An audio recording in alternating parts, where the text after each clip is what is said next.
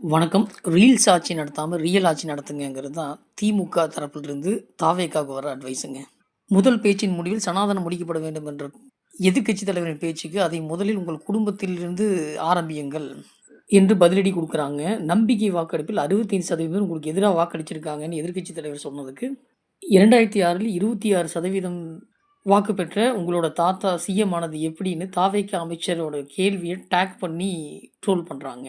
எங்களோட கூட்டணி கட்சிகள் தயவுல தான் ஆட்சின்னு சொன்னதுக்கு, எதுக்கு வெளிநடப்பு செய்றீங்க? கூட்டணி கட்சிகளோட சேர்ந்து ஆட்சிய கலைக்க வேண்டியது தானே! உடனே தேர்தல் வந்தா 108 எண்ணிக்கை 208 ஆயிடும்னு அவங்களுக்கு நல்லாவே தெரியும்னு கடுமையா விமர்சனம் பண்ண நியூஸ் சேனல் பொண்ணோட பேச்சு இப்ப செம வைரல்ங்க.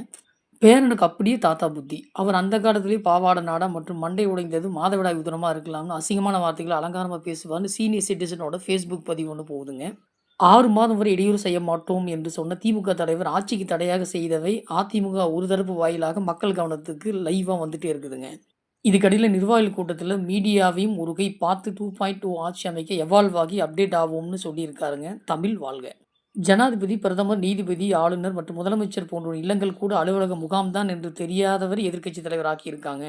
வீட்டுக்கு போய் பதில் சொல்றாருன்னு எதிர்க்கட்சி தலைவர் பதிவுக்கு பதிலடியாக Instagram பதிவுங்க.